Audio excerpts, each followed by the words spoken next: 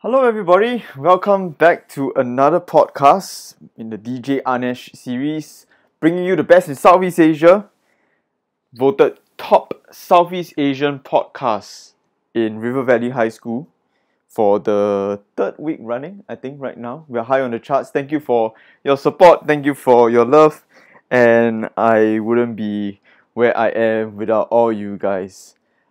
Today is an exciting day of sorts. Your seniors know that I am a big fan of KFC, and today is the last day of a contest of which I entered in KFC. I'm eagerly awaiting the results, but if I win, it will be another milestone for this podcast because throughout all the podcasts, I have been shouting out to KFC, and I hope that they finally respond. I am like that lost lover waiting for a call back from his partner, but never really getting it. Sad. Okay, today we are going to go into familiar ground, but we are approaching it from a different angle. We are looking at the rise of authoritarianism in Southeast Asia today. I use the word authoritarianism, so it's more in a general sense, a more broad sense, rather than the rise of authoritarian regimes, because I want to give an allowance for the complication or the complexity of the types of case studies that we'll see, that not all of them you might consider authoritarian regimes, but there are some of them you might consider did introduce authoritarian elements to their political system. So that's why I don't really want to use the word authoritarian regimes. I use the more general term authoritarianism. That will be our focus for today. The content and the time scope is more or less the same as what we've looked at before. But for today, what we'll do is that we'll look at it from a different angle. I've given you all another essay question to sample as well. So we'll use that to guide our discussion today. I hope you guys are fine during this HBL period. Please remember to get adequate rest. Please remember to eat well, drink well, exercise if you can. If you want, go to the Huckers YouTube channel, watch our Huckers fitness video, 4 simple exercises brought to you by Xavier and C, and it's been getting rave reviews. I laughed until I got abs, so if nothing, at least you get that. But yeah, hope you guys are doing well. Miss you guys, and I hope to see all of you all soon. For today, we will just go into this podcast. You can listen it during the lecture slot. At least, please try to listen to this before your tutorials this week, because we will be going into some of the questions in tutorials. Today's class, I also want to set the focus. Again, it's not so much about content. I leave that up to you guys with the notes and all that. But I want to introduce some skills, specifically skills in essay writing. I want to talk about some elements of the essay and some of the components of argumentation. So that's something for you to listen up for as well. Okay, so if you're ready, we will take a look at the focus question for today. And the focus question for today, I've given you all this one. The shift to authoritarianism in the early phases of Southeast Asian independence was brought about by necessity. So take a look at this question for a bit. Mentally strategize what you need to do in order to unpack this question. Mentally also think about the various case studies on offer that can help you in this argument. And most importantly, mentally also start to think about where you lean to in response to this statement over here. Do you believe that the shift to authoritarianism was brought about by necessity, or no, and in fact it was orchestrated by other means rather than from a circumstance of necessity? So essentially that's going to be the two views that we have for this essay question. One, you agree that it was brought about by necessity. Looking at the range of case studies across Southeast Asia, it seems that the dominant trend was that authoritarianism and the shift towards that was brought about by necessity. The other view, looking at the case studies across Southeast Asia, looking at the dominant trend, we see that no, not really brought out of necessity, but perhaps by some agenda or some maneuvering of our authoritarian figures and institutions to get into positions of power. So not really brought about by necessity, but more orchestrated or capitalized upon by certain individuals and certain institutions. So those are the two views. Just set your frame of mind a bit as we go into these various components, which I'll then help you to unpack a bit. Now, for the syllabus document, and these are things I more or less extracted, but I also paraphrased a bit from the syllabus document. Right now, where are we in terms of our progression for the syllabus in Theme 1? We are still looking at that sub-theme called Approaches to Governance. We have been through a lot of decolonization stuff. We've also been through a lot about democracy, the establishment of democracy, the weakening of democracy. And then now we are looking at the corresponding rise in authoritarianism, or in some cases, the rise of authoritarian regimes. We are still focused on our learning outcome, and you can see that in the blue box over there. We are looking at the causal relationships that underpin the establishment of different forms of government. In this case, we are looking at authoritarianism, that form of government, and the causal relationship is we are looking at the different factors that account for the rise of authoritarianism.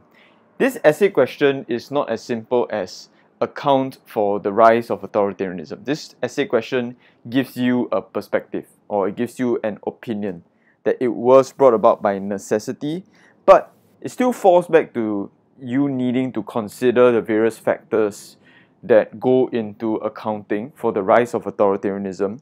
But I think there are some added elements that we need to consider when we see the term necessity. Okay, so we'll take a look at that later on in one of the slides as we unpack the definitions. The yellow box that you see over there, you can see with regards to our timeline, we first started with decol. That was in the earliest phases of the post-war period. Then we moved on a bit to the independence period, where we looked at the establishment of democracies. And now, somewhere in the middle part of the establishment of democracies, we have the weakening of democracies and correspondingly the rise of authoritarian regimes in Southeast Asia. So in terms of the periodization, that's where we are at right now as we go through a chronological progression as well. Now, for the rise of authoritarianism, something that you have to think about and something that you have to constantly use throughout your essay as you explain or as you evidence are the indicators for the rise of authoritarianism.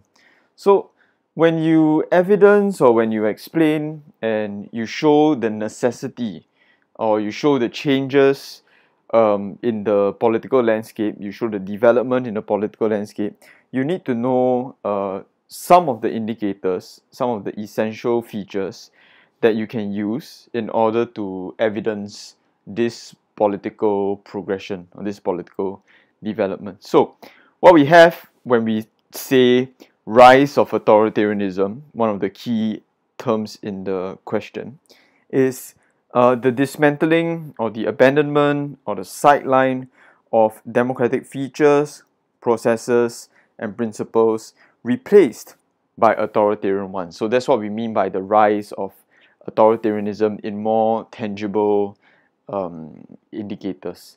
I put here dismantling, abandonment, sideline, but I think there's something else that we would also need to consider. Another political action, you could call it, which is the direct overthrow of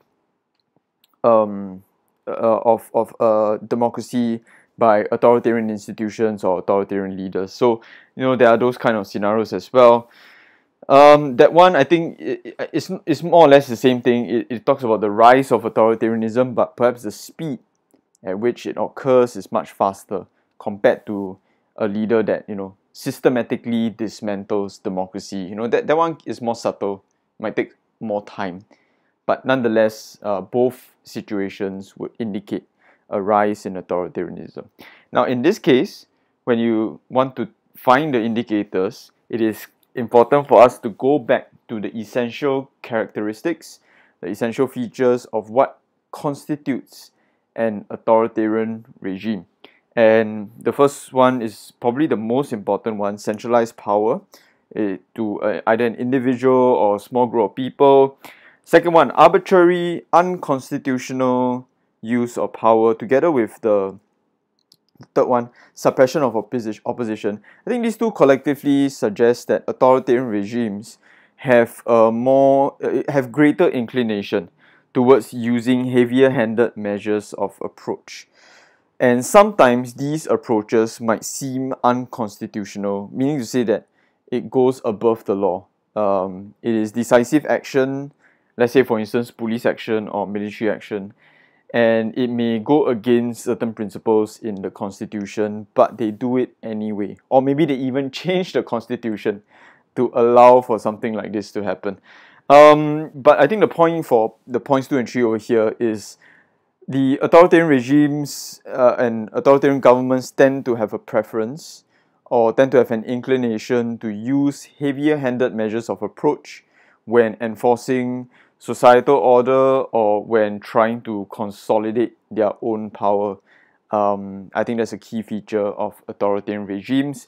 Power is kept, power is closed off, power is concentrated. Yeah, those are essential features of what an authoritarian regime looks like. Also, the fourth point over here, the restriction of civil society. So there's a lot more things to do with, let's say, censorship. There's a lot of things to do with censorship. There's a lot of things else to do with lack of freedoms or the restriction of freedoms in public expression, protests, demonstrations, freedom of speech, religion, all this kind of stuff. There'll be evidence of some level of restrictions in the greater name of societal order or in the name of party control by the government.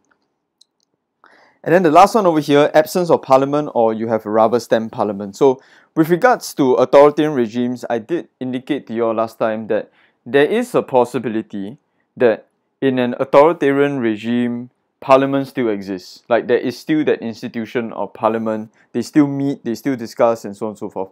But I think the key question here is about the authenticity and the power of which parliament has. Are they genuine as an institution? An institution that holds power, an institution that rules in checks and balances, it rules responsibly, or do they serve the government in the sense that they are just there for show and it's just a public display of a discussion, but actually behind the scenes many other things are being orchestrated by the leaders in power, and the parliament is there just to, it's a showmanship performance, and is there just to create legitimacy for the government so that they can say that, oh, we've been through this process and it seems like it's a decision by the government, consensus and all that kind of stuff. So in an authoritarian regime, either you don't have a parliament at all and decision making is just left to the group of people in power, or there is a parliament, but then it is hollow as an institution and it is meant to serve the government's purpose and agenda. So these are the indicators for us to consider when we think about the rise of authoritarianism across Southeast Asia.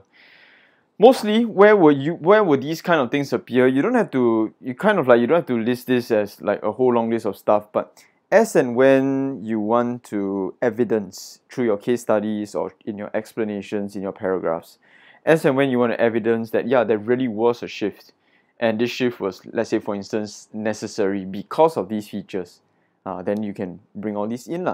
You don't need to bring in like all 5, but whatever is relevant that you want to use, then that's up to you. There may be more than 5 actually, so the sky's the limit. You can add to this list on your own accord.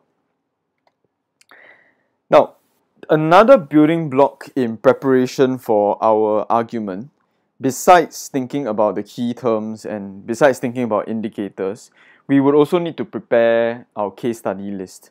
So with regards to this question, the shift towards authoritarianism, what kind of case studies do you want to use, and how will you use those case studies? Which case studies work best for which points? All these kind of things, you will need to have a good knowledge of the case studies first, and then after that you will need some strategy as to how you want to use the case studies.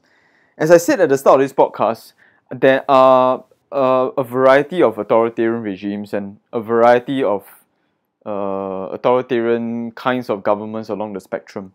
And over here I've listed about four categories. military government, military-backed civilian government, communist government, and illiberal democracies. So that's why I use the term authoritarianism more broadly, more loosely, because I want to encompass for the range of things over here. So what I mean by that, right, is like, let's say for instance the last category there, illiberal democracies. You note that my term over there, democracy, I kept the term democracy.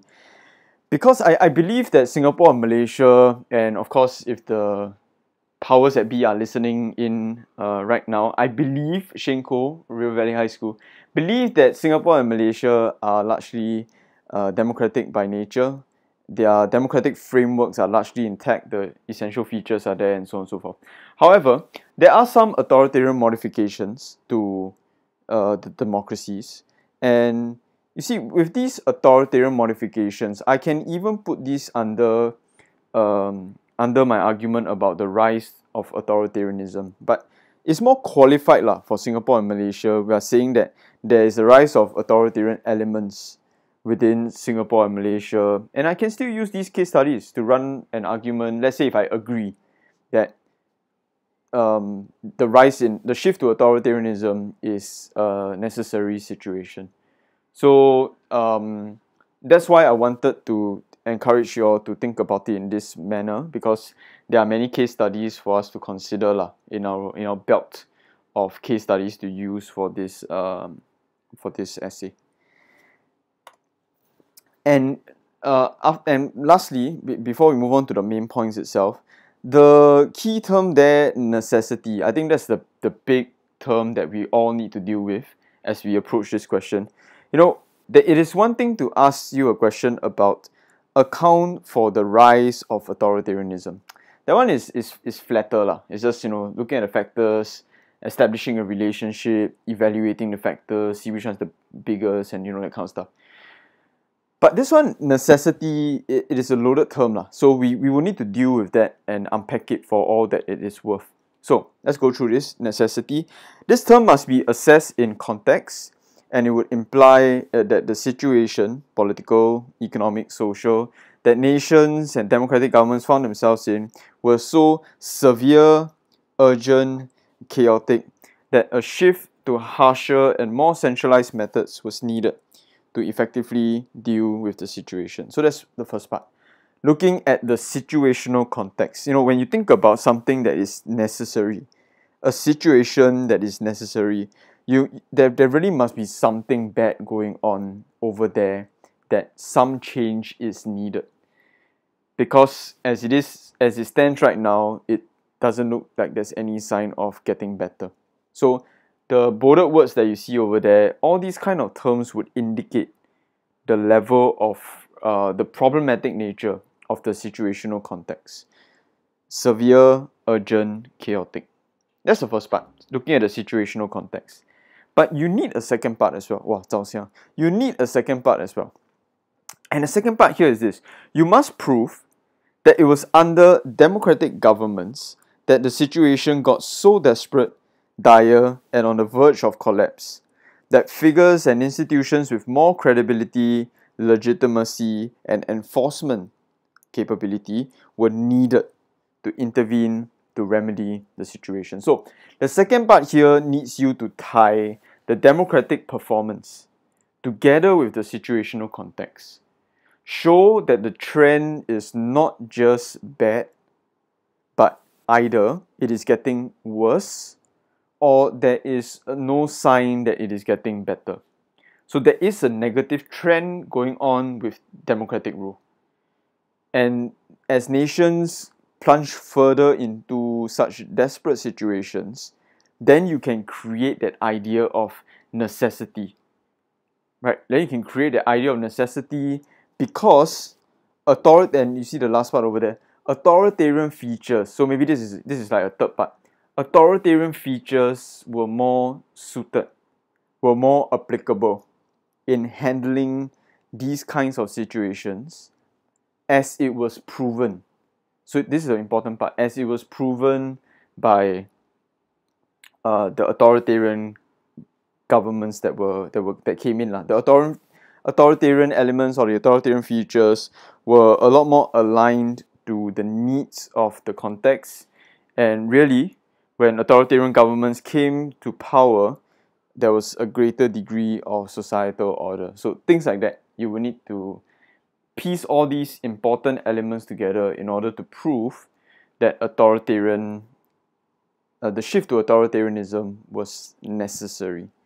So I hope that gives you an idea of how you can approach this question. Of course, this current argument supports the statement that the shift to authoritarianism was necessary given all these conditions. And now I'll go on to the main points as to how this argument can be run. So how this stand can be run, look what are the main points to consider and things like that. Later on, towards the end of the podcast, I will present how the other perspective can be attempted. Okay, so you can. For now, we will just follow the argument that I agree with the statement that it was necessary. Okay guys, now with regards to the main points that we want to consider when we deal with this question on necessity, it's the same thing like previous essays that we did about accounting for the rise or the demise or something and all that. I think what would be good for us to do is just to list down and to consolidate the variety of factors or points that we have, and then try to form some level of complex relationships out of them, because usually all these factors are intermingling with one another, and there would likely be some sort of relationship among these factors. So over here I have 5. Again, there might be more, it's really up to you, but I believe that these are 5 quite important ones, and you can use them to explain why authoritarianism was necessary. Most of them, in terms of the time period, most of them operate in the independence period. So during the time of democratic governments, and during that time, democratic governments are in power. But here we have all these authoritarian institutions or figures. They are, in a sense, that they are lurking beneath the surface and looking at existing, being present in things like that. The yellow box over there gives you some of the points that I consider. There are 5 of them. Let's go through them one by one. Number 1, the inherent qualities of authoritarian regimes. Now, just now we went through some of the qualities of authoritarianism. So a lot of this point revolves around the authoritarian features and how it aligns to the situational needs that democracies can't handle, or that democratic features don't have that ability or capacity to handle. So again, that's why I say it might not exist like just solely on authoritarian features. It might more likely be a comparison between what authoritarian features provide versus what democratic features are incapable of.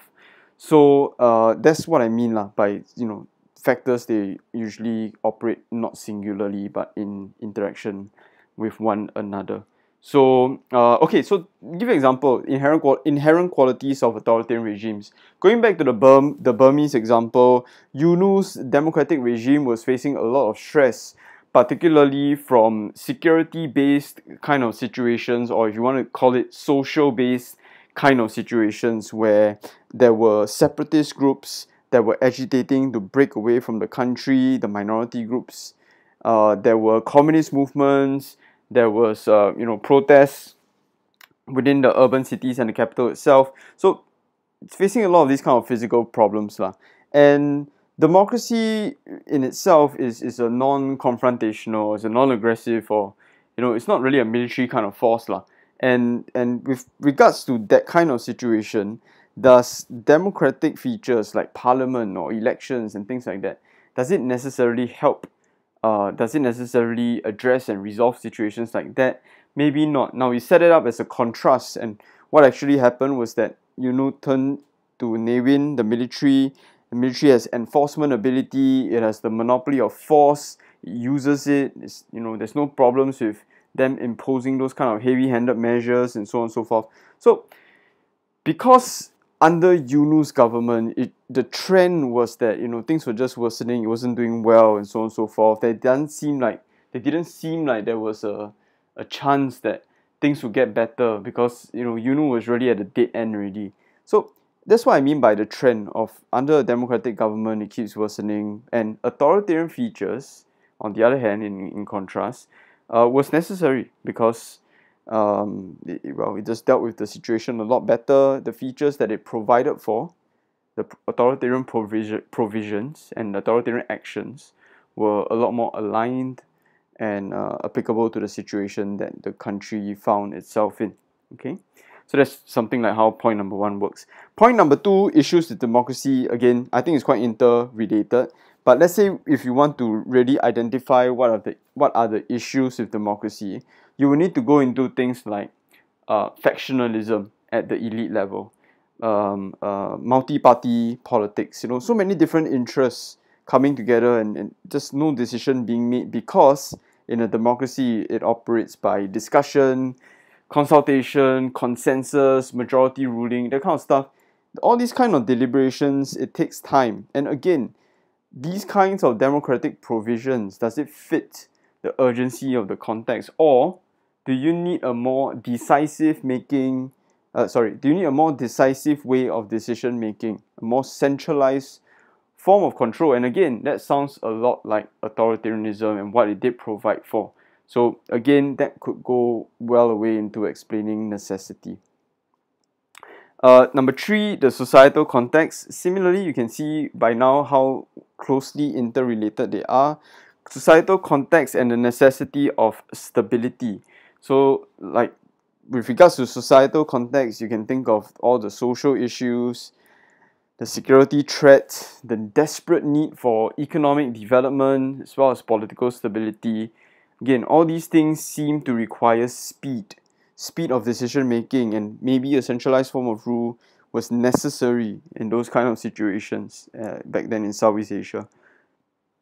And number four, I want you all to see also that as the democratic rule progressed, you could see this concurrent shift of power, or shift of credibility and legitimacy from the democratic governments towards these authoritarian figures. And I think with that shift, something that was accepted by both the people and the elites alike, it really does stress and confirm the situation that it was a necessary kind of situation. Again, I did make a mention of this in class, that when Southeast Asia, one by one, all the different nations, when they introduced varying degrees of authoritarianism in that time, there wasn't backlash from either the elites or from the masses. Not any significant ones at that, which again can go away to show that the situation was desperate. It was necessary for this shift. Point number five, point 1 to 4, we are looking at more from a domestic Southeast Asian point of view. Point number 5 could add some different perspective, level of sophistication to your essay, if you do consider that from an external events point of view, or an external force or an external influence point of view, the shift to authoritarianism was necessary as well. And I think I'll use point number 5 in order for me to illustrate to you another skill that is essential in writing Southeast Asian essays. So point number 5, I said that even when considering external events, it may also help you to explain why the shift to authoritarianism was necessary for Southeast Asia at that point in time. And the external event and influence that I've chosen to use is the Cold War. So I'm going to be explaining a bit about this point, and similarly I'm going to show you the structure of how comparative analysis can look like. So taking a look at this, even from an external factor perspective in the form of Cold War politics, and I'm talking about bipolarity, the shift to authoritarianism was brought about by necessity. So the TS I introduced the factor, and this one is specifically about the Cold War, but I also try to link it back to the question. So, necessity. So that's what TS can look like.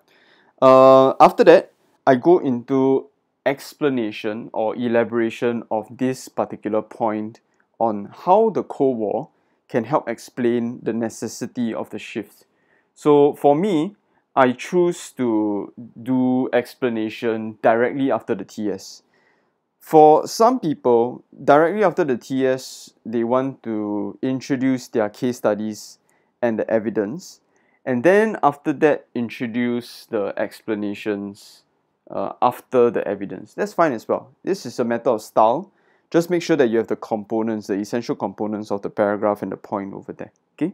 So for me, I explain first.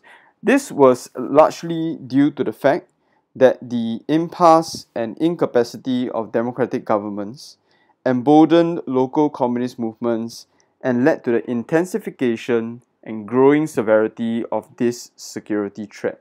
Remember just now I said that in order to prove that it's a necessity, you must show that the situation is not only bad, but it is getting worse under the current form of government. Means whatever form of government the nation is currently in, it is not working. In fact, it is being more detrimental to the situation. So that's what this sentence is talking about. Then after that, going on, okay, quite often such movements were left unchecked, the communist movements, and this meant that both the local populations as well as the USA increasingly saw the need for more decisive decision-making processes and heavier-handed forms of rule to impose social order. So you see my two elements over there. Number one, more decisive decision-making processes, and number two, heavier-handed forms of rule. These all align to authoritarian provisions to meet and to align with the context as compared to the democratic provisions which did not, which fell short of dealing with these issues. So that's my explanation done about this Cold War point and all that kind of stuff.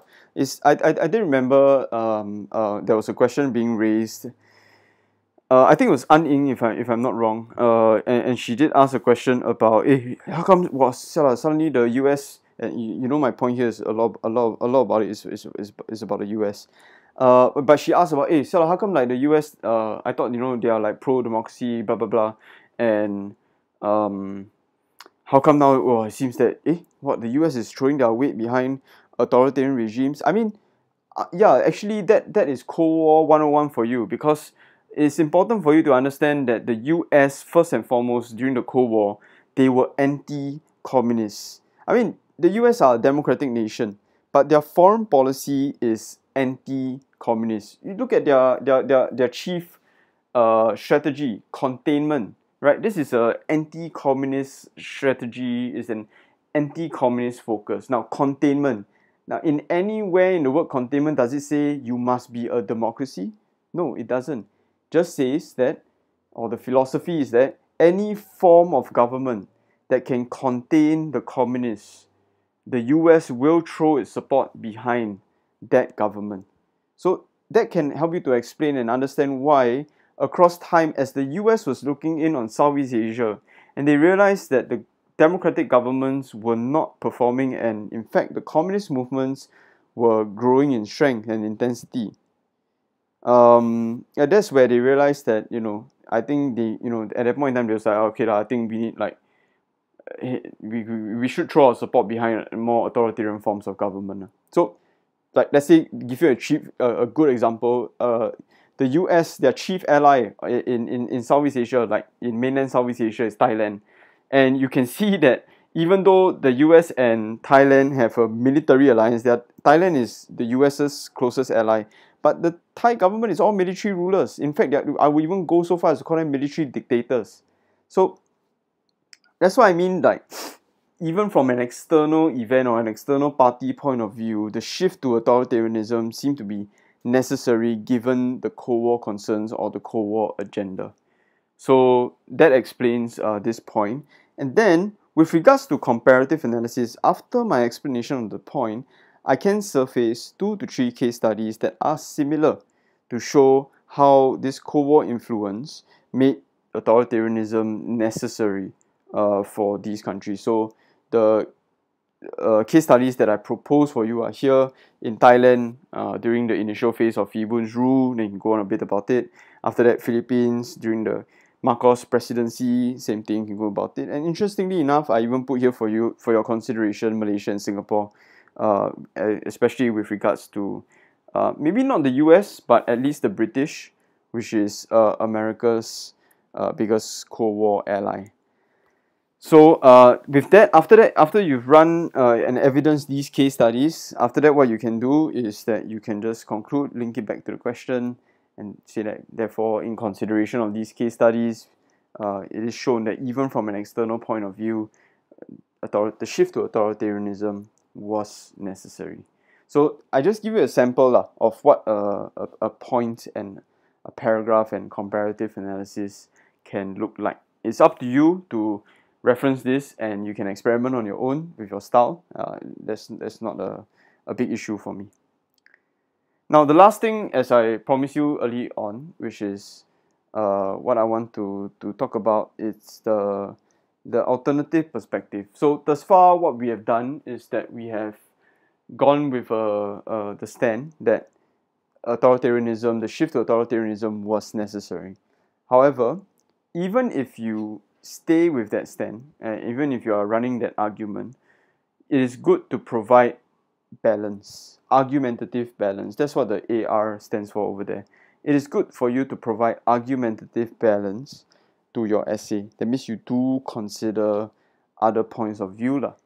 And the other point of view here is this, that the shift to authoritarianism wasn't brought about by necessity, but in fact it was orchestrated, or it was capitalized on, or it was maneuvered by authoritarian leaders or institutions instead. So with regards to that perspective, the necessity element is much lower, meaning to say that, okay, the situation might have looked bad and all that kind of stuff, but in fact, democracy was still functioning, and it was in fact the authoritarian leaders that intentionally set about to subvert democracy, to act against democracy, and then to maneuver themselves into power. So this perspective is, you can see it relies a lot more on you presenting the argument that it was a lot more self-serving rather than brought about by a necessity. Self-serving on the part of the authoritarian institutions and figures rather than anything to do with necessity. So over here you can see, however, for certain case studies, again, this is my balance in case I'm running the argument that it was necessary. I want to provide some balance. However, for certain case studies, the rise of authoritarian regimes was down to the role and agency of authoritarian figures and institutions in actively subverting democracy, compounding them, the democratic governments, compounding them into failure, and in so doing, propel themselves into power. So very self-serving. In this sense, democracy was, firstly, still functioning and only experienced a period of instability and uncertainty, to which the authoritarian actors quickly capitalized on and manipulated for their gain. Secondly, there is clear evidence in these case studies that the political leadership never really did commit to democracy in the first place, and their political inclinations lay with more authoritarian forms of rule. So in a sense, they were just biding their time. And it wasn't a necessary kind of thing, but it was more of an opportune situation for the authoritarian leaders to make their moves on democracies. So that you can see the perspective is completely different, because now you're not talking about necessity anymore. Now you're talking about a self-serving interest from certain sections of politics. I do want to bring up a last point over here. Lastly, even in the case studies of Singapore and Malaysia, nations that have largely upheld the democratic framework, the rise of authoritarianism there has to be qualified and contextualized to only a few modifications brought about by singular extraordinary events. Now, over here for Singapore and Malaysia, what I'm saying over here is that you can argue that for them, their introduction of authoritarian elements was brought about by necessity.